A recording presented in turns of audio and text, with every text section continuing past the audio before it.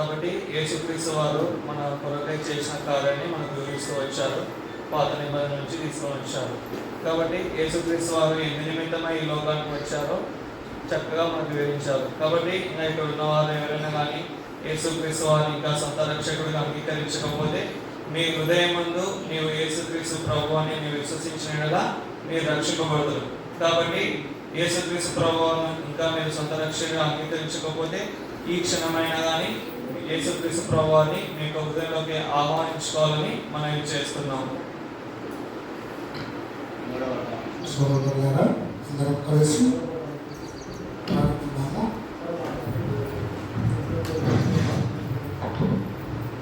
ఆత్మశుద్ధి లేకయే నీ ఆస్యారములు ఏలలో ఆత్మరక్షణనీయ అవనీల ప్రభు యేసు సిలువలో బలియాయెను. ఆత్మరక్షణనీయ అవనీల ప్రభు యేసు సిలువలో బలియాయెను. మారో మనసు నందుమా జాగో చేయక సోదరా, తడవోయలా ప్రభు కడకేలరా, ఇక కడవారి కాలమాయలా. తడవోయలా ప్రభు కడకేలరా, ఇక కడవారి కాలమాయలా.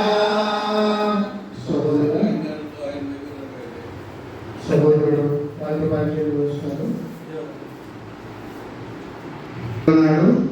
దేవుని పరిచర్యలు చేయడానికి సిద్ధం ఉన్నాడు. మనం అందరం శ్రద్ధగా విని దేవునిలో సంపూర్ణంగా ఎదిగి ప్రభు పిల్లలుగా బ్రతుకుదామని ప్రభునామమున చూస్తున్నాము. రూతు గ్రంథం మొదటి అధ్యాయం 14 నుండి. వారు ఏడువగా ఓర్ప తన అత్తను ముద్దు పెట్టుకొనెను. రూతు ఆమెను హత్తుకొనెను. ఇట్లుండగా ఇదిగో నీ తోడి కోడలు తన జనుల యొద్దకును తన దేవుని యొద్దకును తిరిగి పోయినదే. నీవును నీ తోడి కోడలతో వెంబడించుమనెను. అందుకు రూతు, నా వెంబడి రావద్దనియు నన్ను విడిచిపెట్టమనియు నన్ను బతిమాలు కొనవద్దు. నీవు వెళ్ళిన చోటికే నేను వచ్చేదను, నీవు నివసించిన చోటనే నేను నివసించేదను. నీ జనమే నా జనము, నీ దేవుడే నా దేవుడు. నీవు మృతి పొందు చోటను నేను మృతి పొందెదను, అక్కడనే పాతి పెట్టబడేదను. మరణము తప్ప మరి ఏదైనాను నిన్ను నన్ను ప్రత్యేకించిన ఎడలా యెహోవా నాకు ఎంతైనా కీడు చేయునుగాక. తనతో కూడా వచ్చుటకు ఆమెకు మనసు కుదిరినదని నయోమి తెలుసుకున్నప్పుడు అందును గురించి ఆమెతో మాట్లాడుట మానెను గనక వారిద్దరూ బెత్లెహేమునకు వచ్చు వరకు వారు ప్రయాణము చేసిరి. ప్రార్థన. ప్రేమించిన మా తండ్రి, మీ నామాన్ని బట్టి మీకు స్తోత్రములు చెల్లిస్తున్నాం. రాకడ దినాలు, అంత్య దినాలు, అపాయకరమైన దినాలలో ఈ సంవత్సరములో 5 నెలలు మీరు కాపాడి 6వ నెల బహుమానం ఇచ్చి 2వ దినమున పెసరవాయి క్రైస్తవ కూడిక గృహం చేర్చబడిన ప్రతి కుటుంబాన్ని బట్టి మీకు స్తోత్రములు. వృద్ధులు సత్యభావ సారను బట్టి ఆంటీని బట్టి మీకు స్తోత్రములు. వృద్ధులకు మంచి ఆదరణ, ఆరోగ్యం మీరు దయచి 92 కీర్తనలో మరి నీతిమంతులు సారము కలిగి పచ్చగా ఉందురు, వారు మన దేవుని ఆవరణములలో ఎదుగుదురు అనే మాటను బట్టి మీకు వందనాలు చెల్లిస్తున్నా. సెలవు దినాలు మరి ముగిస్తున్న దినాలలో, స్కూలుకు ప్రారంభమవుతున్న దినాలలో దేవుని వాక్యానికి, కూడికలకు ప్రాధాన్యత ఇచ్చిన విధానాన్ని బట్టి మీకు స్తోత్రములు. వాడాల సీను కుమార్తె వివాహ విషయంలో అద్భుతమైన సహాయం చేశారు, అందును బట్టి మీకు స్తోత్రములు. నైనా కళాశాల మొదలుకొని నర్సరీ వరకు చదువుతున్న విద్యార్థులను మీరు దీవించండి. యవన పిల్లలు ఉన్నతమైన చదువులు చదివి ఉద్యోగాల కొరకు, వివాహాల కొరకు ఎదురు చూస్తూ ఉన్నారు. వారి హృదయ కోరికలు నెరవేర్చండి. నూతనంగా కాలేజీలకు, స్కూలుకు వెళ్తున్న పిల్లలను మీరు దీవించండి.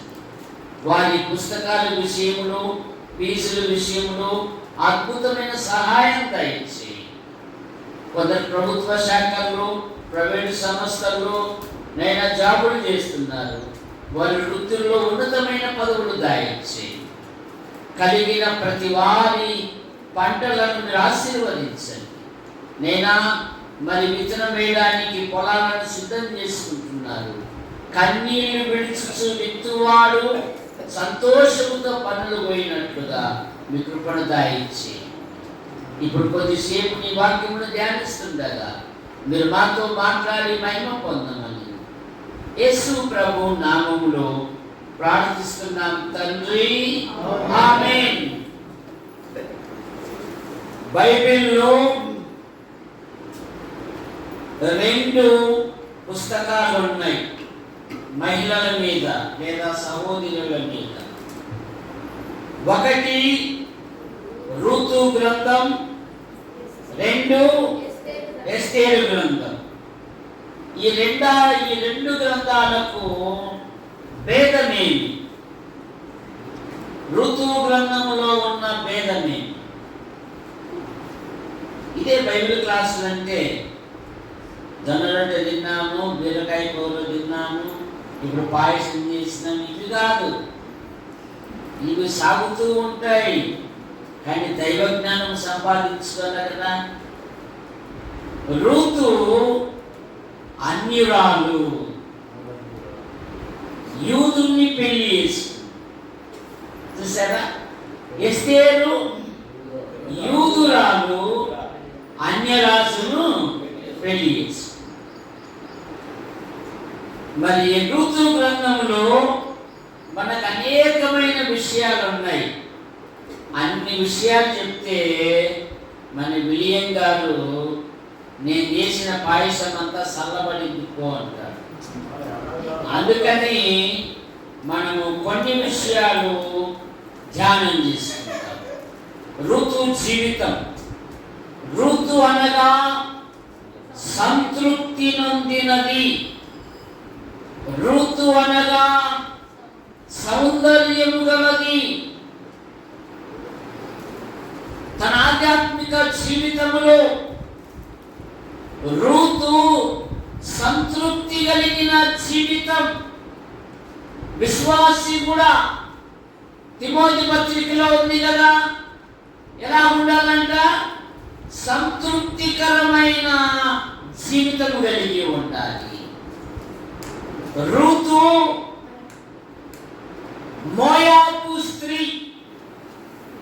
మోయాబీలు పాత నిబంధన ప్రకారము 10వ తరము వాళ్ళు కూడా వారు దేవుని మందిరములో ప్రవేశించుటకు అర్హత లేదు వారు.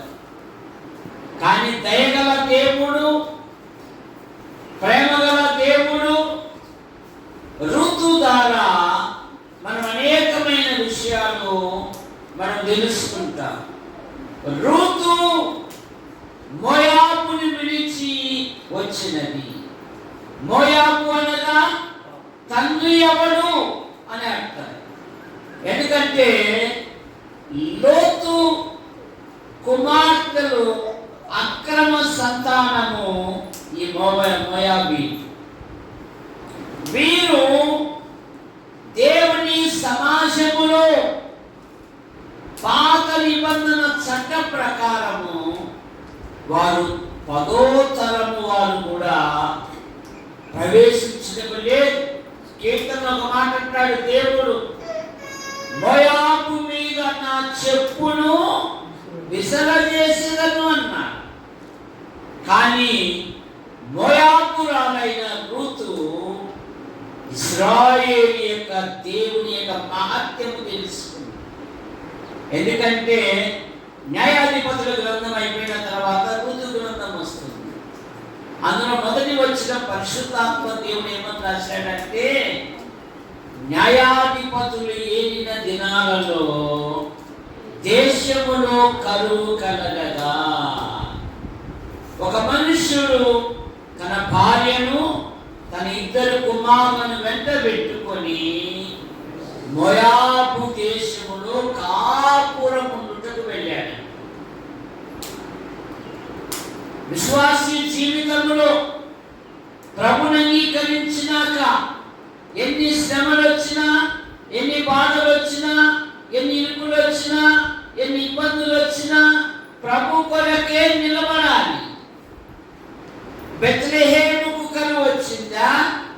ఈ మోయాబు ఈ యొక్క నయోమికి కరువు వచ్చిందా? బెత్లెహేములో ఉన్న ప్రజలందరికీ దేశములో కరువు కలగదా అనే మాట మనం చూస్తాం. చూసారా? మరి బెత్లెహేం ప్రజలందరూ విడిచారా? ఈ నయోమి కుటుంబం ఒకటే విడిచిందా? యెహోవాను విడిచి వేరొక మార్గమును అనుసరించు వారికి అనేక శ్రమలు అని బైబిల్ సెలవిస్తాం. సంఘాన్ని విడిచి, సహవాసాన్ని విడిచి లోకంలోకి వెళ్ళిపోతే ఆధ్యాత్మికంగా మనం నష్టపోతాం.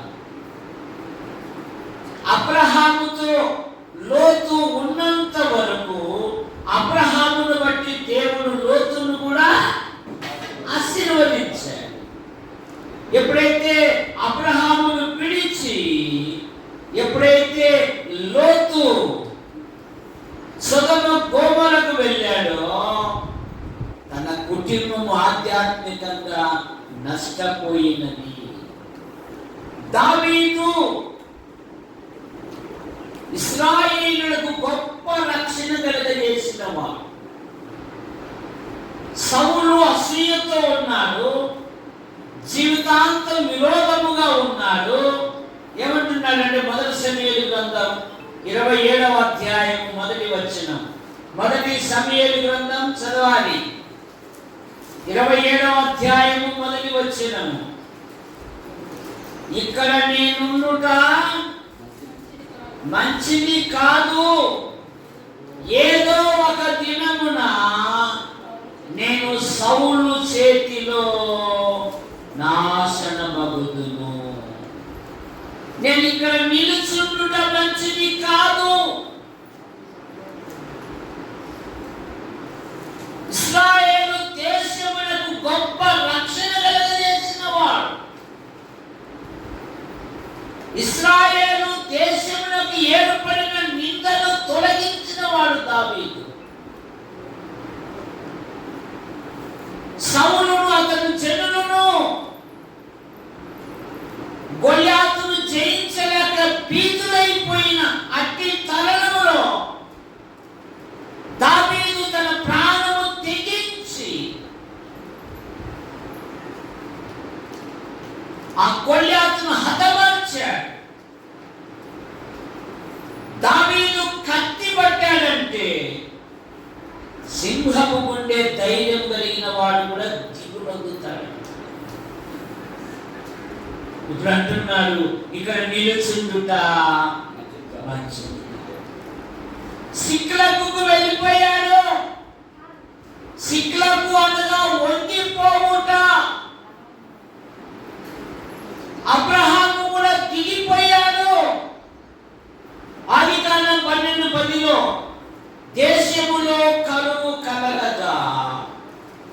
అబ్రహాము ఐగుప్తుకు వెళ్ళిపోయి దిగిపోయేను, కమ్ డౌన్ అని ఉంది.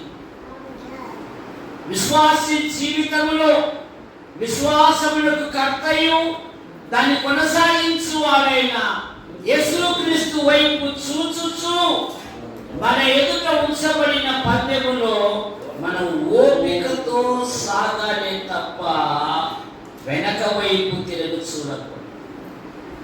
ఎప్పుడైతే ఐగుప్తుకు వెళ్ళాడో అబ్రహాము అవమానించబడ్డాడు. ఏమయ్యాడు? బుద్ధిందా? రాజుగారు అంటున్నాడు, ఏమయ్యా బుద్ధిందా? కానీ అవమానించబడినా సరి చేసుకునేవాడు అబ్రహాం. ఏమని రాయబడిందంటే, తాను మొదట కట్టిన బలిపీఠము చోటుకు చేయలేను అనే మాట. విశ్వాస జీవితంలో సరిదిద్దుకోవాలి, వెనక వైపు చూడకూడదు.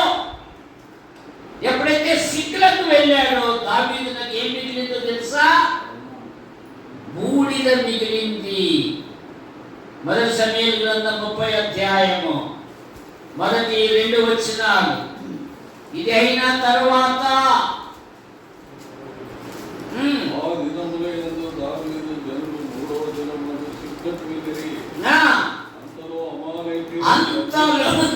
అమాలేకీయులు దండెత్తి పడి దానిని తగలబెట్టి కనులనేమి అంతులనేమి అందులోనున్న ఆడువారందరినీ చెరబట్టుకుని చంపగా వారిని తీసుకుని తగలబెట్టిన తర్వాత ఏం దొరుకుతుంది? చెరబట్టుకుని బూడిదే కదా. ఇప్పుడు పొలాలలో మేము చూసాం, రైతులందరూ ఆ కోయికాలందరినీ దాని అంతటిని చేర్చి ఏం చేస్తున్నారంటే తగలబెడతా ఉన్నారు. ఒకప్పుడైతే ఎరువులో కలిసిపోయేదనే వాళ్ళు, ఇప్పుడు ఎరువులో కలిసిపోకూడదయ్యా, మట్టిలో కలిసిపోకూడదు, అనేకమైన రసాయనాలతో మందులు వేసాం కనుక భూమి పండించదు కనుక మీరు ఏం చేయాలంటే కాల్చిపోలేయాలి అంటున్నారు. మీరేం చేయాలి? పిల్లప్పుడైతే అవన్నీ తెచ్చుకొని నీళ్ళు కాకు పెట్టుకునేవాళ్ళు. ఇప్పుడు అవన్నీ లేవు, అక్కడే తగలబెడుతున్నారు. ఎప్పుడైతే దావీదు సిక్లకు వెళ్ళాడో ఏం దొరికింది?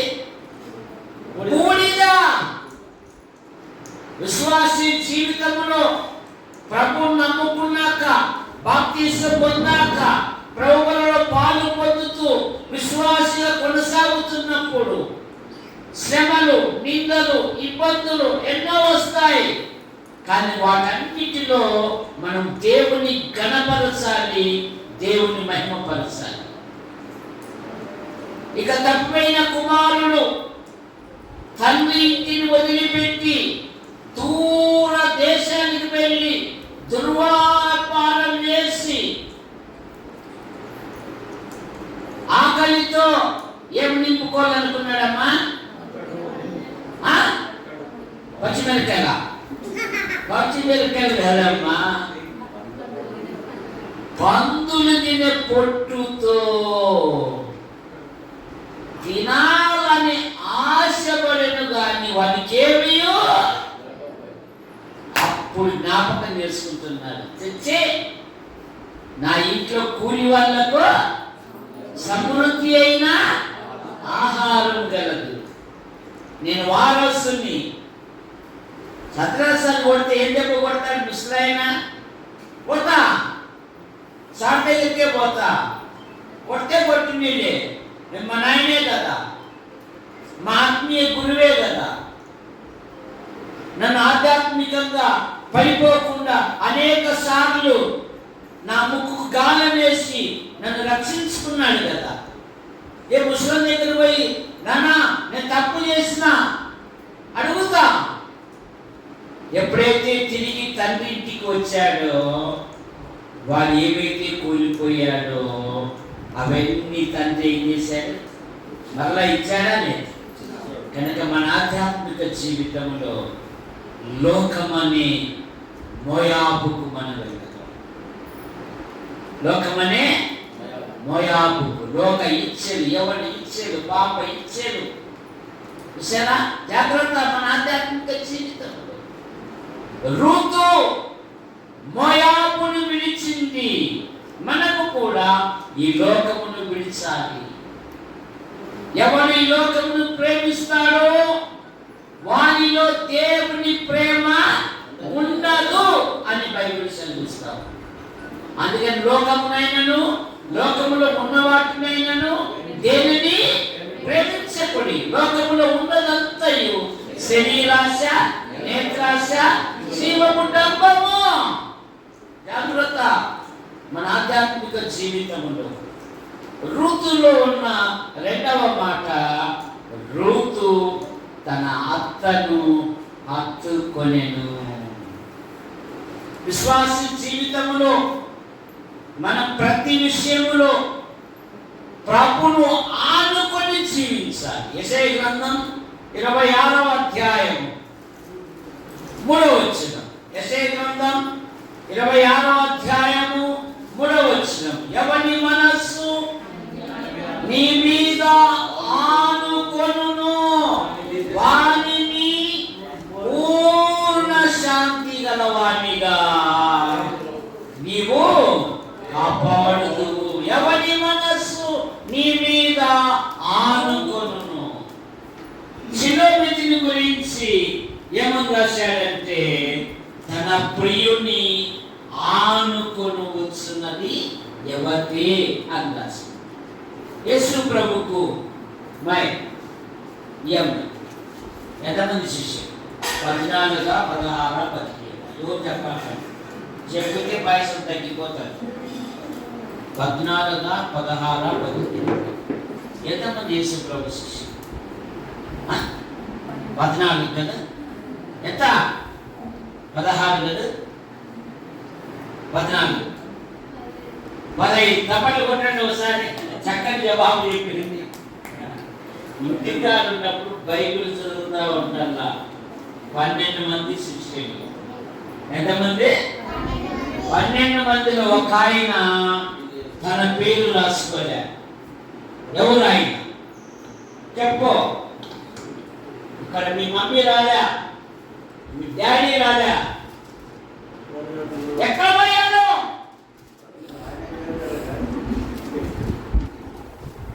పన్నెండు మంది శిష్యులలో యోహాన్ అనే ఆయన ఏమని రాసుకున్నాడంటే 5 మార్లు రాసుకున్నాడు. ఆయన ఏమని? యేసును ప్రేమించిన వాడును యేసు రొమ్మున ఆనుకొని ఉన్నవాడు. విశ్వాసి జీవితంలో ప్రభును ఆనుకొని జీవించాలి. మన కళ్ళ ముందర ఎన్నెన్నో పరిస్థితులు జరుగుతూ ఉంటాయి. ఎన్నో వింతలు విడ్డూరాలు జరుగుతూ ఉంటాయి.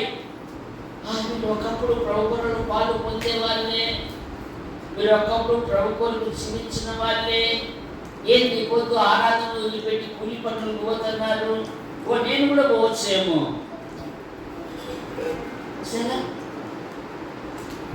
ఆదివారము హాలిడే జాలిడే కాదు. ద లార్డ్స్ డే, ప్రభును ఆరాధించే దినం, ప్రభును గణపరిచే దినం, ప్రభును స్తుతించే దినం, ప్రభు మరణ పునరుత్థానములను జ్ఞాపకం చేసుకుని ఆయన కృతజ్ఞతాస్తుతులు చెల్లించే. అంతేగాని వెలుగొడు పంపకూడదు, పెద్ద మనసును తీసుకురాకు అని. సరే, ఆదివారం ఆరాధనకు విశ్వాస ఇంటిలో శనివారమే ప్రారంభమైంది. విశ్వాస ఇంటిలో ఆరాధన ఎప్పుడు ప్రారంభమవుతుంది? శనివారం సాయంత్రం నుండి. శనివారమే ఆ ఇంట్లో 5-6 మంది ఉంటారు. శనివారం ఎవరు స్నానం చేయరు. 5-6 మంది రాండి, ఎంతసేపు అయిపోయి కదా. అప్పుడే గడ్డానికి పోతాడు మన సుదర్శన్ గారు. ఓహో, ఈరోజు ఆదివారం అన్నా కూర్చొని వస్తున్నారు అన్న. ఏం చేస్తున్నా? నువ్వు రాన్నా అన్న. ఓబయ్య నువ్వు రాన్నా అన్న. నువ్వు రాన్నా. తీర ఆరాధన పాట అయినా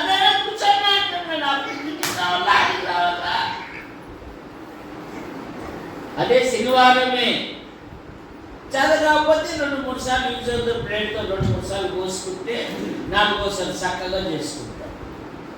సరే, శనివారమే ప్రారంభం కావాలి మన ఇంట్లో ఆరాధన. ఆదివారం లేస్తానే చక్కగా స్నానాలు చేసుకొని టిఫిన్ చేసుకొని 10 అంటే 9:55కే రావాలి. బాగా చెప్తావు లేదు, వాడిలో బాగా తిని గుండ్రాయి మాదిరి తిని చల్లగా ఉండాలి. ముందు పోతే సత్యరాజు సాపలయ్య అంటారు, పట్టబరుసు అంటారు. అసలే చీర 8 రూపాయలు ఇస్తుంది. ఓయమ్మ నలిగిపోదు.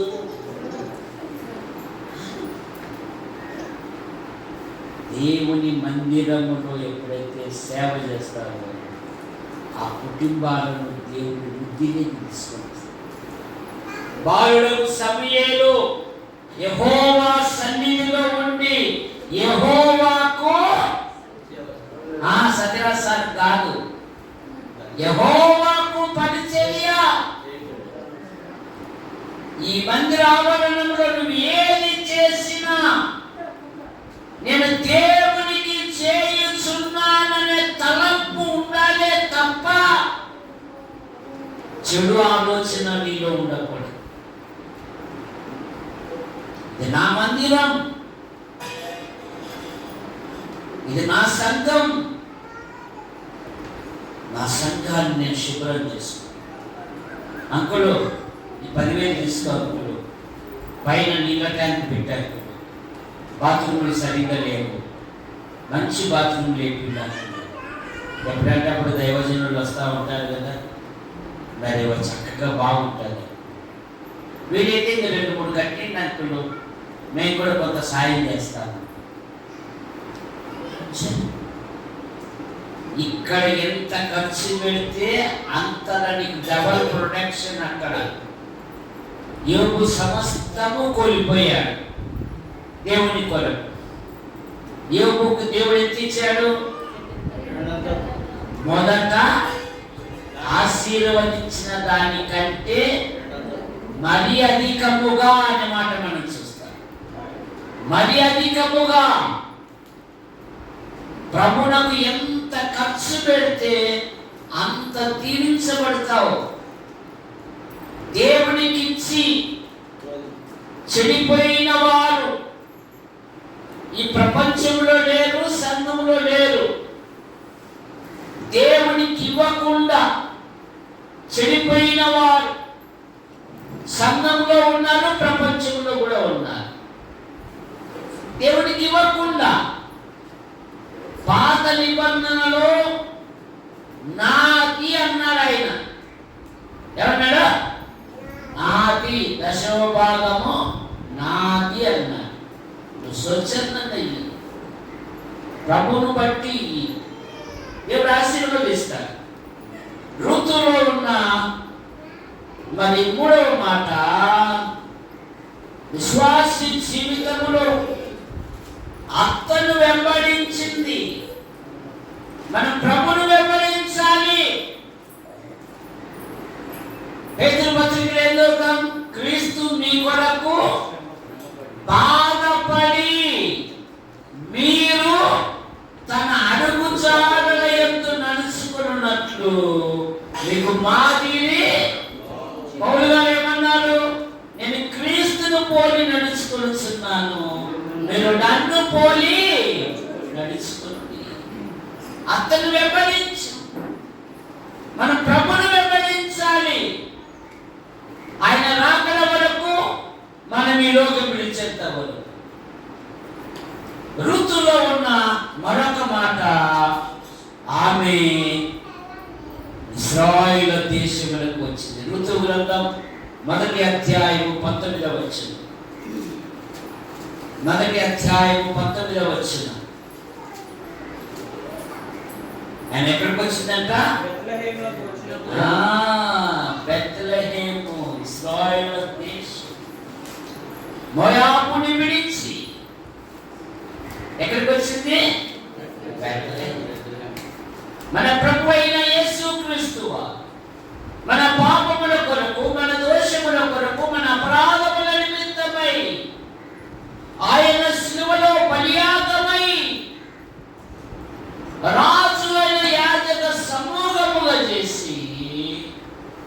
మనకు ఒక పట్టణం ఇచ్చాడు దేవుడు. 2 కొరింథీ పత్రిక 5వ అధ్యాయము 1వ వచనం, చేతి పని గాక భూమి మీద. 2 కొరింథీ 5వ అధ్యాయం 1వ వచనం,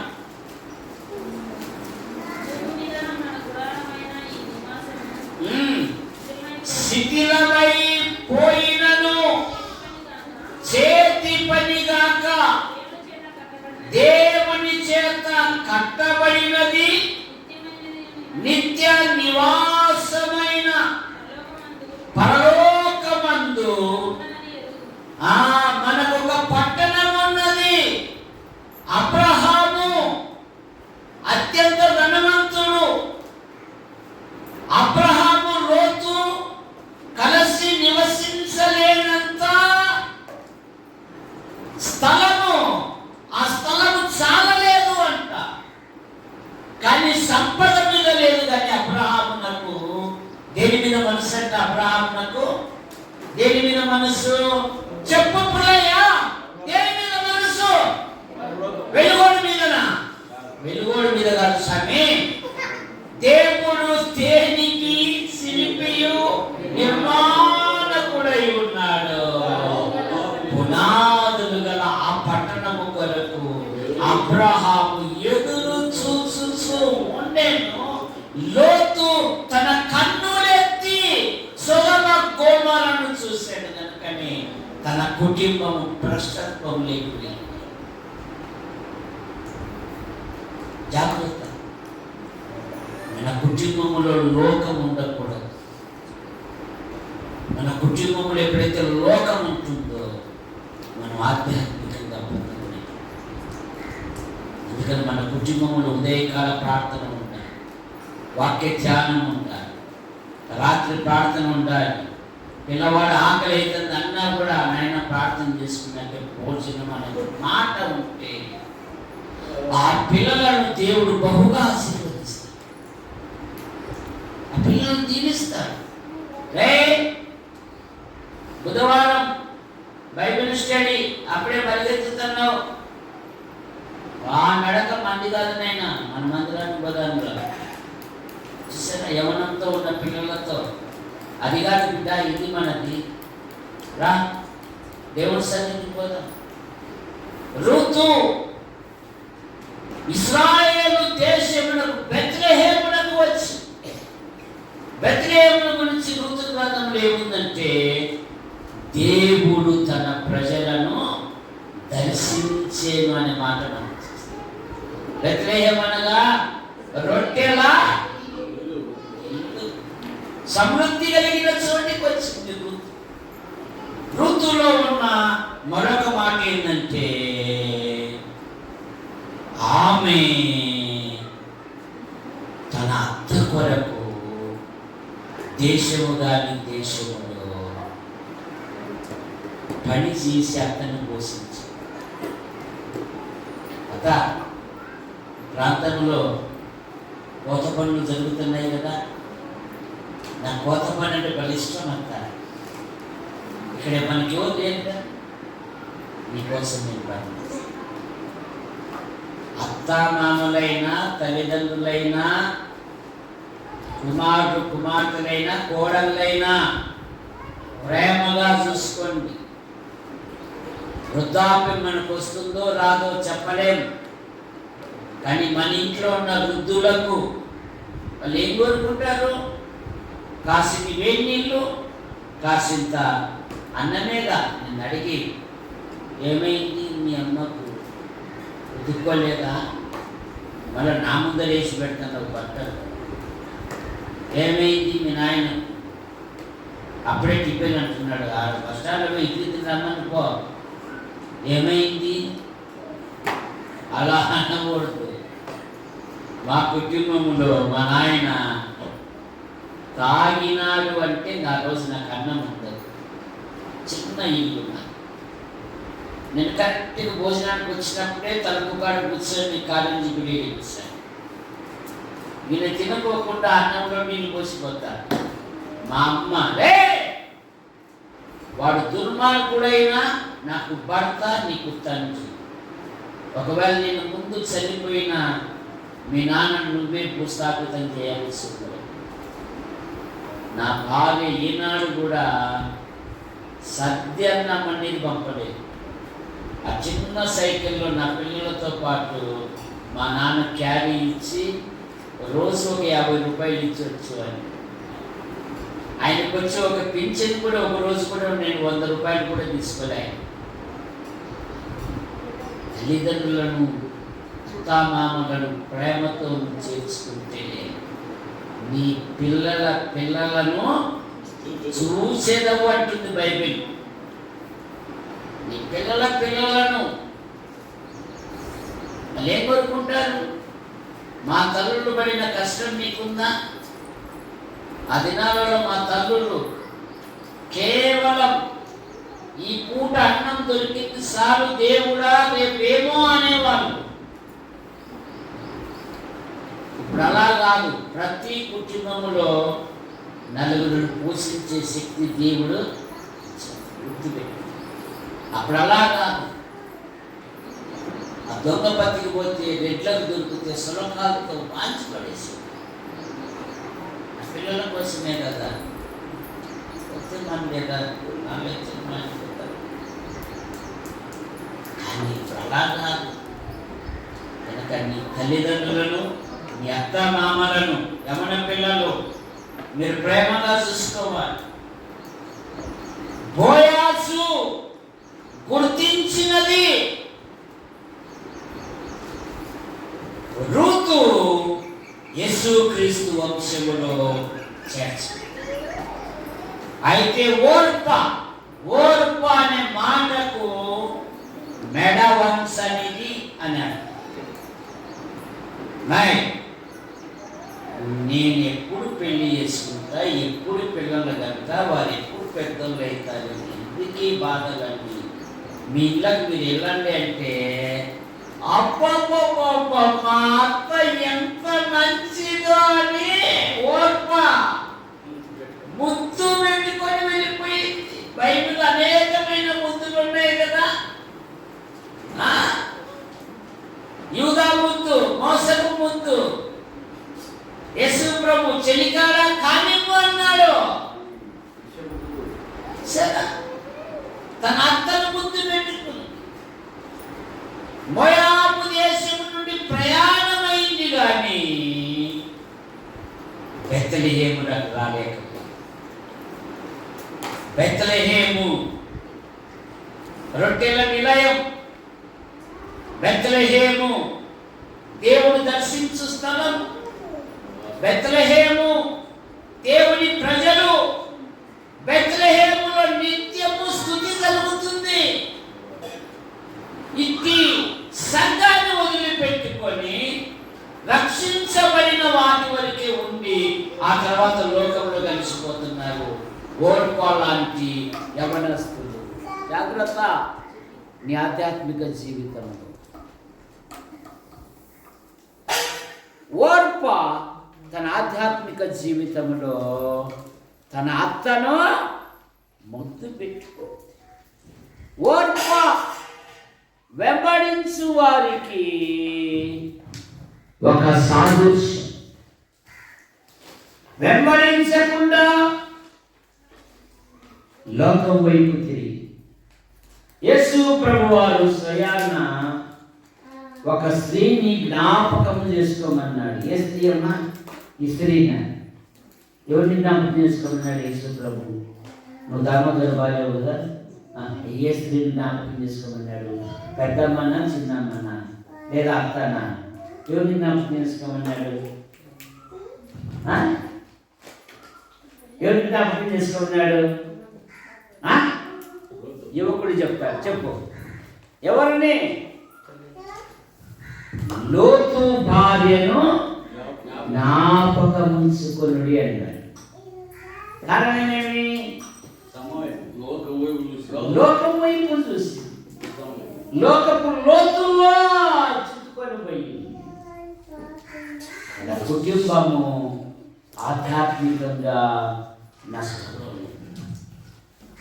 ఓర్ప తన జనుల యొద్దకు వెళ్ళిపోయింది. తన దేవుళ్ళ యొద్దకు అనే మాట కూడా మనం చూస్తాం. తన జనుల యొద్దకు, తన దేవుళ్ళ యొద్దకు వెళ్ళిపోయింది. చాలా మంది మారు మనసు పొంది, బాప్తిసం పొంది, ప్రభువులో పాలు పొందుచు ఆధ్యాత్మిక జీవితంలో వారు కొనసాగలేక తిరిగి లోకంలోకి వెళ్ళిపోతున్నారు. ఓర్పలా జాగ్రత్త. మన ఆధ్యాత్మిక జీవితంలో విశ్వాసమునకు కర్తయు దాన్ని కొనసాగించువాడైన యేసుక్రీస్తు వైపు చూచుచు మన ఎదుట ఉంచబడిన పందెములో ఓపికతో కొనసాగాలి. మీ అందరికి వందనాలండి.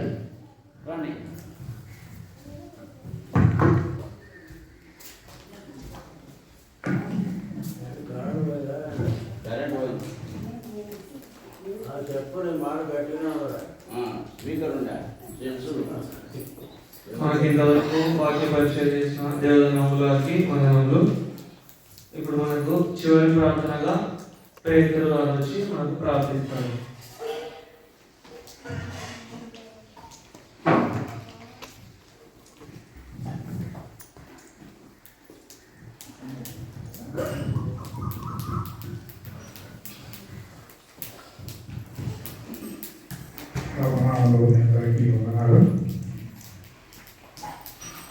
ఇంతవరకు ఆ మధ్యలో నుండి ఇద్దరు ముగ్గురు నోట దేవుని యొక్క ఎంతో మేలుకరమైన మాటలు, ఎంతో విలువతో కలిగిన మాటలు, అలాగా ఒక ముగ్గురి నోట మనం ఇంతవరకు చాలా ఘనమైన మాటలు, చాలా క్రమమైనది, జీవితంలో ఎంతో మేలుకరమైన మాటలు మనం విన్నాము.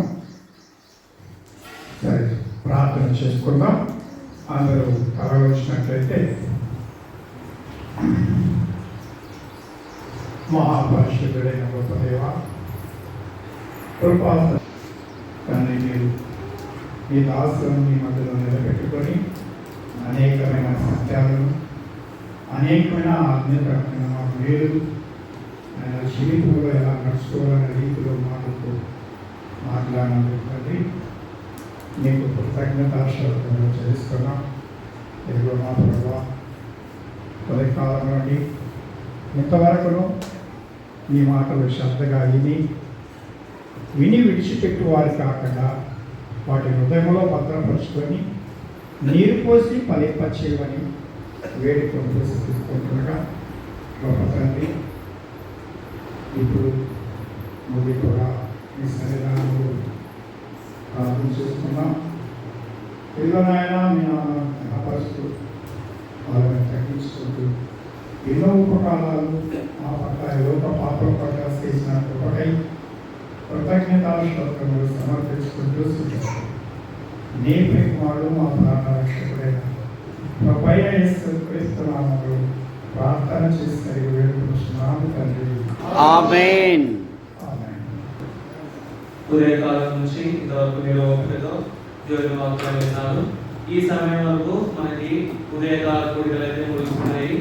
ఇప్పుడు చేరవచ్చిన ప్రతి ఒక్కరికి ఇక్కడనే మనకు ప్రేమ ఉంది కాబట్టి ప్రతి ఒక్కరు ఇందులో పాల్గొనాలని మనం చేస్తున్నాము.